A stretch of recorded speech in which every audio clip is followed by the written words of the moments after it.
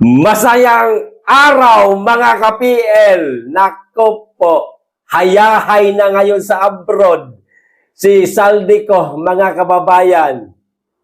Mas lalo na po yatang mahihirapang pabalikin ng bansa itong si Saldico. At parang tuloy-tuloy na yata ang kanyang pag-goodbye Philippines mga kababayan. Dahil ayon po dito sa ipinablish po ng politiko at sinulat naman po mga kababayan ni Lito Banayo, itong si Saldico di umano mga kababayan, abay nagtataglay na di umano ngayon ng Maltese passport. Magkababayan na sila ni Gibo. Ha? Baka kapitbahay pa nga.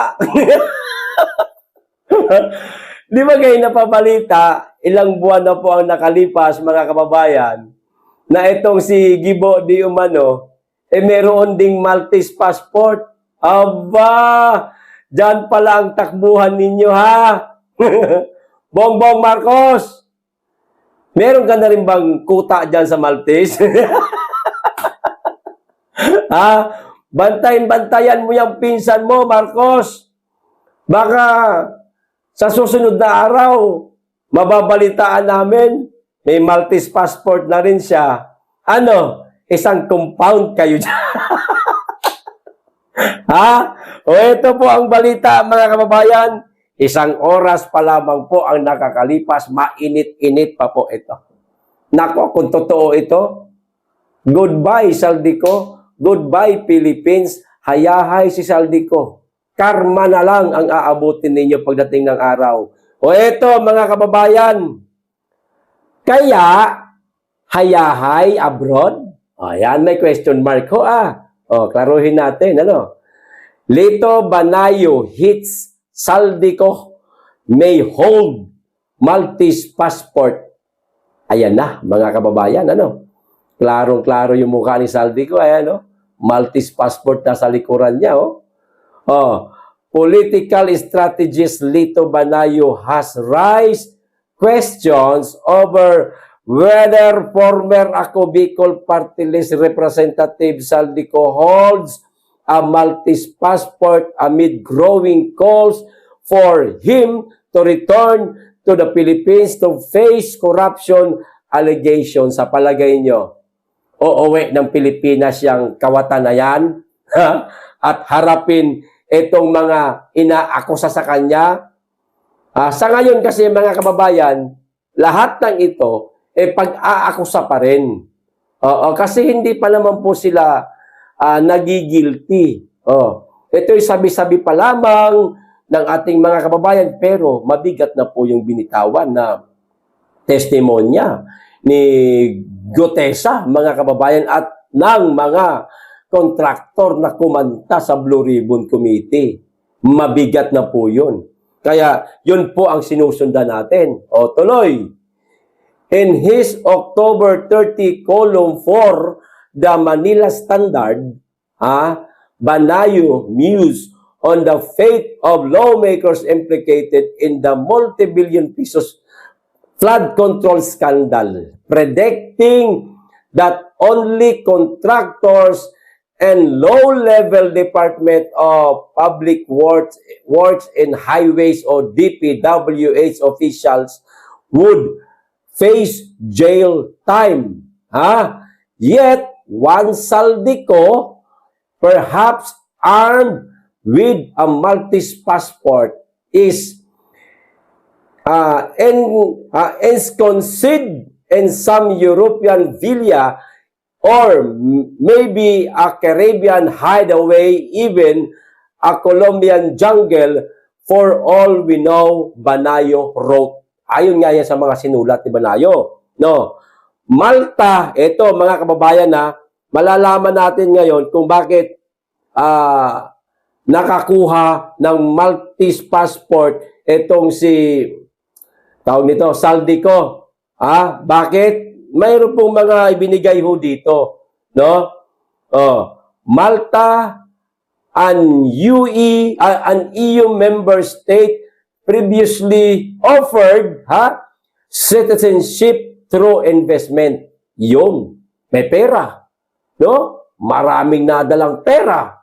O, itong ino-offer ng Malta, mga kababayan, no? Uulitin ko ha, an EU member state, okay, previously offered citizenship through investment. Mag-i-invest ka lang. Okay na. A program that allowed foreigners to obtain Maltese passport. Nakita nyo na? In exchange for hefty contribution and residency. The scheme was shut down by the European Union Court of Justice on April 29, 2025. Ayun, mga kababayan. Under the program, investor could contribute a minimum of 600,000 euro. Malaking halaga ito, ha? Around 40.8 million to Malta's National Development Fund and mountain 36 months of residency or for an expedite path with 750,000 euro o 50.9 million contribution and 12 months of residency. Ayan, mga kababayan, hanggang dyan na lamang po at mahaba-haba pa po itong column ni Lito Banayo. Kung kinuha lang po natin yung kapiraso, mga kababayan, para ipaalam ko po sa inyo na ito na po ang update ngayon kay Saldico. Kita nyo na, mga kababayan. Iba talaga pag may pera, ano?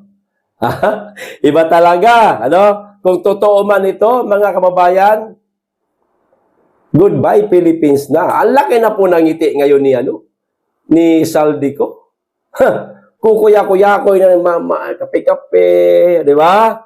Mga kababayan, o habang nanonood sa balita, pinagtatawanan tayo. Sige lang, magtawa ka lang. May katapusan din ang buhay mo, sir.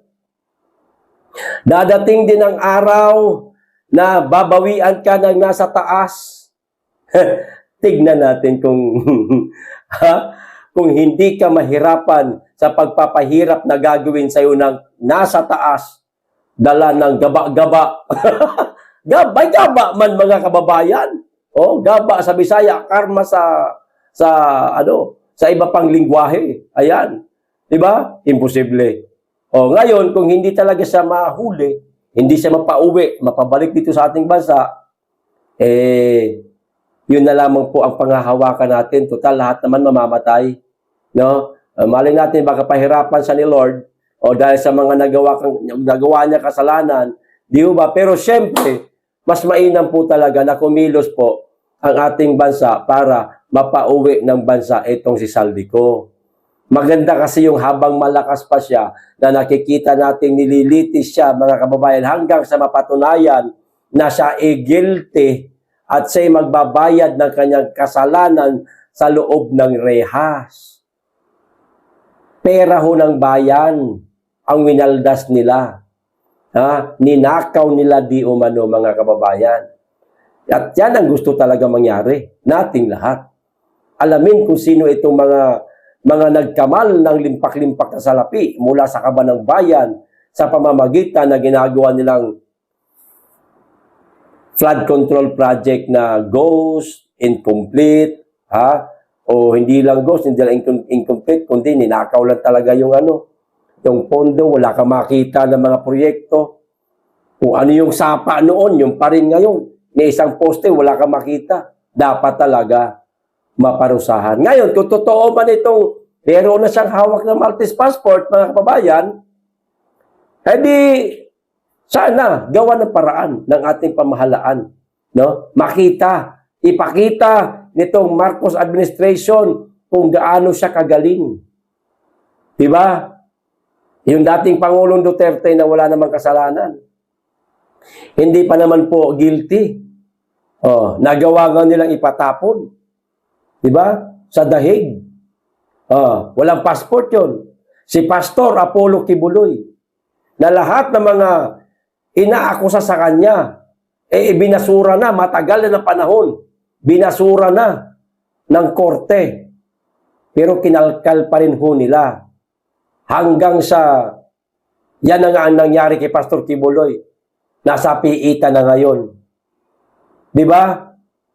Sana, itong nangyari ngayon, o itong update ngayon kay Saldico, magawa ng paraan ng Marcos administration, mapauwi dito sa ating bansa. Makita natin yung galing niya, kung totoong may galing siya. Yabang-yabang niya sa sa Epic Summit at saka sa ASEAN Bagamat hindi na siya ginagalang ron halos no? Para siyang may sakit na ketong, mga kababayan, nilalayuan. Oh. Speaking Marcos, mga kababayan, alam niyo po ba, itong inalabas ngayon ni Kiko Barsaga, na di umano'y plano ni Marcos kay dating Pangulong Rodrigo Roa Duterte, makademonyo talaga tong mama na ito. Hindi makatao. Ito, sabi ni Kiko, breaking news pati. Lack of medical attention for former President Rodrigo or former President Duterte in The Hague made under the instructions of the Marcos administration to worsen his health and prevent a political comeback in 2028. Kita nyo gaano kademonyo, mga kababayan? Iniutos di umano ng administrasyong Marcos na alin? Palalain ang karamdaman ng dating Pangulong Duterte sa pamamagitan ng hindi pagbibigay ng tamang medikal na atensyon, mga kababayan. Para nga naman lumala yung sakit niya, malay natin, baka ang kagustuhan talaga nito mga yawa na ito, mga kababayan, magtigok doon si Tatay Digong sa The Hague, Netherlands. Alam nyo ba, pag nangyari, nabawian ng buhay ang dating Pangulong Duterte sa The Hague, Netherlands, magkakagulo ho talaga, mga kababayan. Hindi ho mapapalagay niyan ang pamilya Duterte at lahat ng mga supporter ng mga Duterte. Tayong mga DDS, sigurado mag-iingay tayo yan, mga kababayan. Hindi natin alam kung ano ang pwedeng gawin o ano ang magagawa ng ating mga kababayan galit na ngayon. Kita nyo, para lang hindi siya makabalik, mga kababayan, sa politika sa 2028, parang ang lakas ng tama mo nyo, may hinala ka na tatakbong vice presidente itong si Duterte, itong si Tatay Digong sa 2028 tandem ni Inday. Galingan nyo, trabaho nyo. Galingan nyo talaga na huwag makalabas itong dating Pangulong Duterte sa The Hague. Oras na makalabas ito. Magtago ka na sa sinapupunan na pinanggalingan mo, Marcos.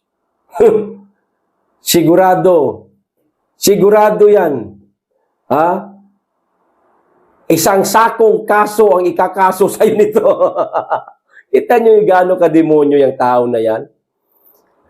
Instruction di umano, mga kababayan, mula sa Marcos administration na hindi bigyan ng magandang na medical attention. Kailangan wag bigyan ng magandang medical attention yan. Huwag painumin ng gamot, kaya pala parang kulang-kulang yung gamot ng dating Pangulong Duterte dun sa loob. Para nga naman lumalayo kanyang karamdaman at hindi na makabalik sa politika sa 2028, di ba? Grabe, no? Ay, nako. Mapapahay nako na lang talaga tayo. Sige lang, may araw din yung mga yan. Eto pa, mga kababayan, sa kasamaang palad, no? Dahil sa kasamaan ng mga pag-uugali nila, eto, panoorin po natin itong maikling video, mga kababayan, na ginawan po ng reaksyon ni kaibigan natin, si Jojo de Guzman. Nakita niya sa isang video, mga kababayan, na itong si Bongbong Marcos, katabi yung presidente ng Brunei, no? Parang dinidiskartihan niya yata ni Marcos. Parang plano niya yata utangan ba? Ganun. Dinidiskartihan na eh. Sir, baka pwede kayo makausap mamaya. Mayaman naman kayo eh. Baka pwedeng makahiram ko. Di ba? Ngayon, hinatak mga kababayan. Hinatak. Di naman malakas ang pagkakahatak dun sa presidente ng Dubai. Ng Brunei. Hinatak mga kababayan ng isa pang leader para mapalayo doon kay Marcos at wag mauto. Etong presidente ng Brunei, eto, panoorin po natin yung video. Grabe ho, pinandidirihan talaga si Marcos sa ibang bansa. Nakakahiya na ho, mga kababayan.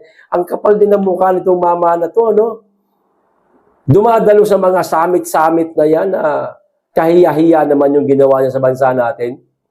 Buti sana kung hindi alam ng mga ibang leader ang nangyayari sa ating bansa ngayon. Alam na alam eh. Di ba mga kababayan? Alam mo yung alam mo yung wala sa katinuan yung pag-iisip? Di ba? Dahil sa, halimbawa, hindi ko tinutukoy si Marcos ha. Yung kapitbahay mo. Kapitbahay natin na gumagamit ng droga. Ayan. Pagamat marami nang nagsasabing gumagamit ng pulburon si Marcos. No? Tulad ni Nikki Cosseteng.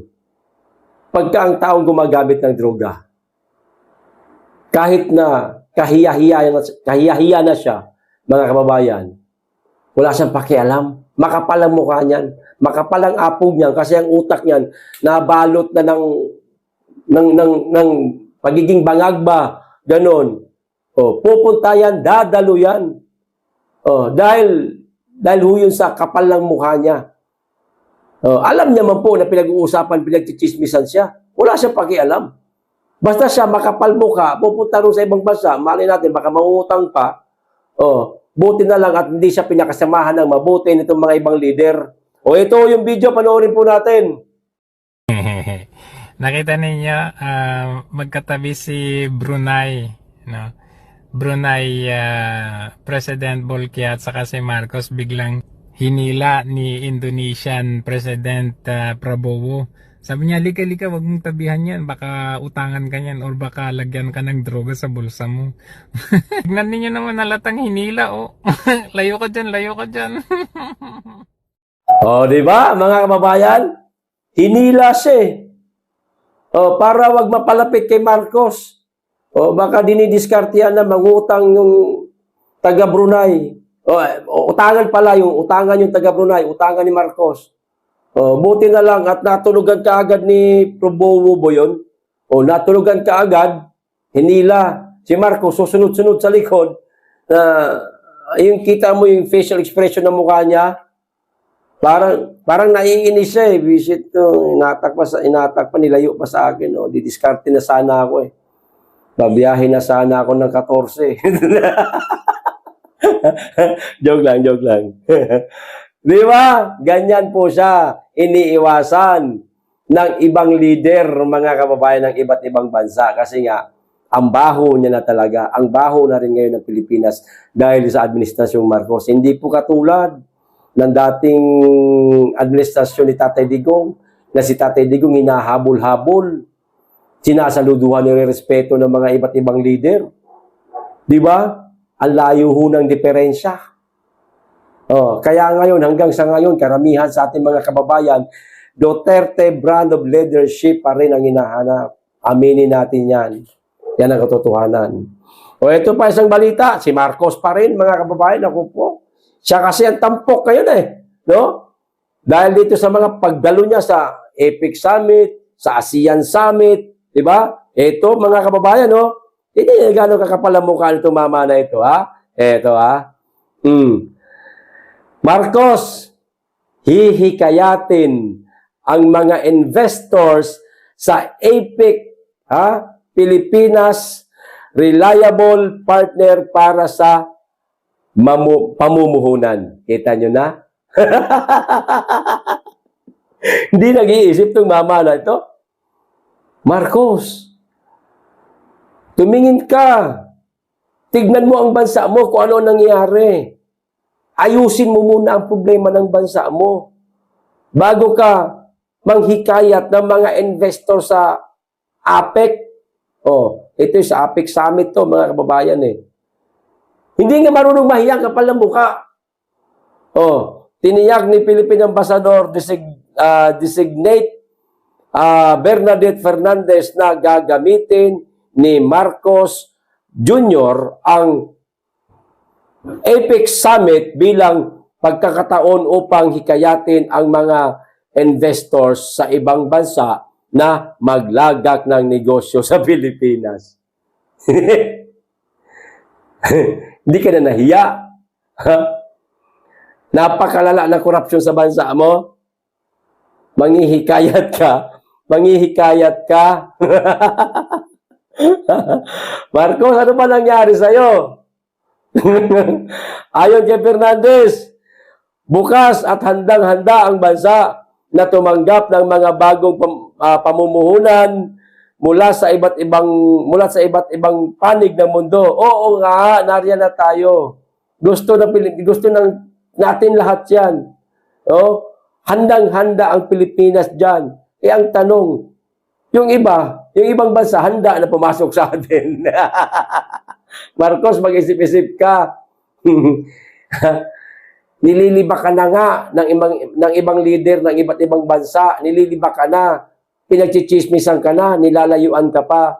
Naigana ka pang maghikayat ng mga investor sa ating bansa. Oo, ang ganda ng hangarin mo.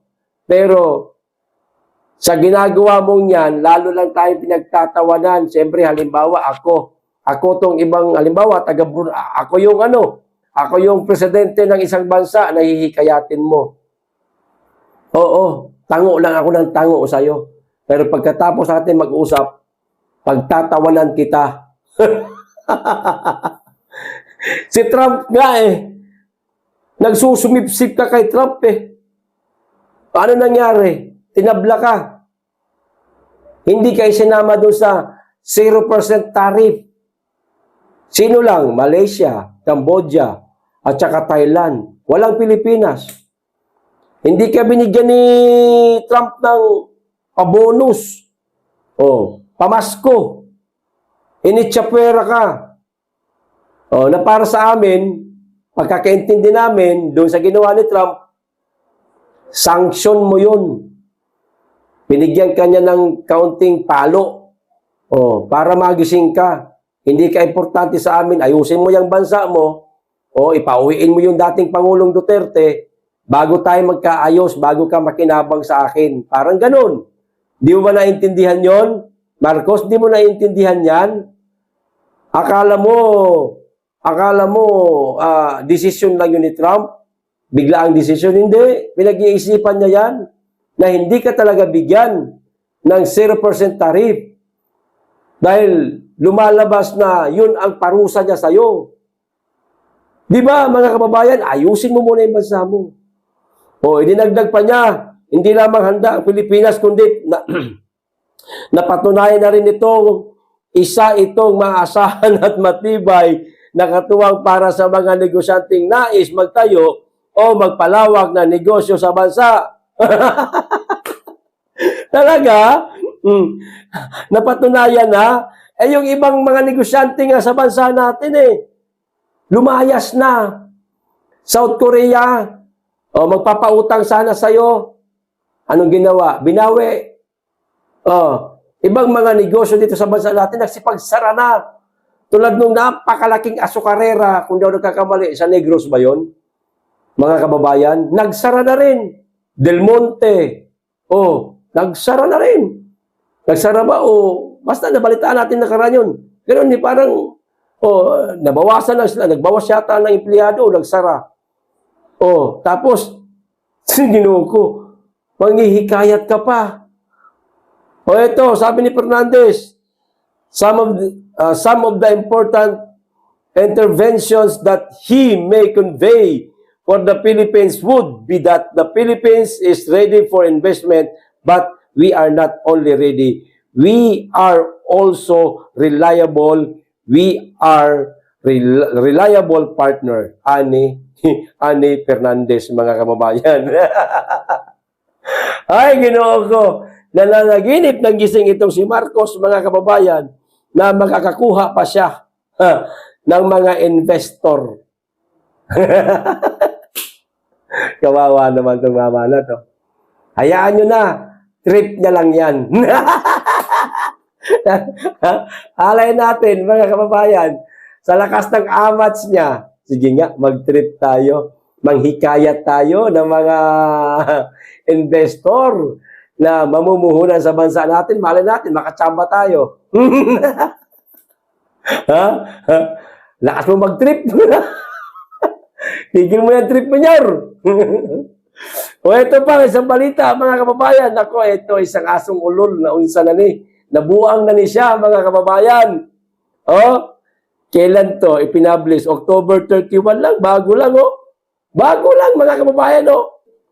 Pinag-iisipan ko ng mabuti kung tatakbo ako bilang presidente or vice-presidente sa 2028. Huwag ka nang magdalawang isip, Trillanes. Tumakbo ka na. Ang lakas ng loob mo. Tumakbo, presidente pa, o di kaya vice-presidente daw tatakbuhin niya, mga kababayan. Mayor nga, hindi na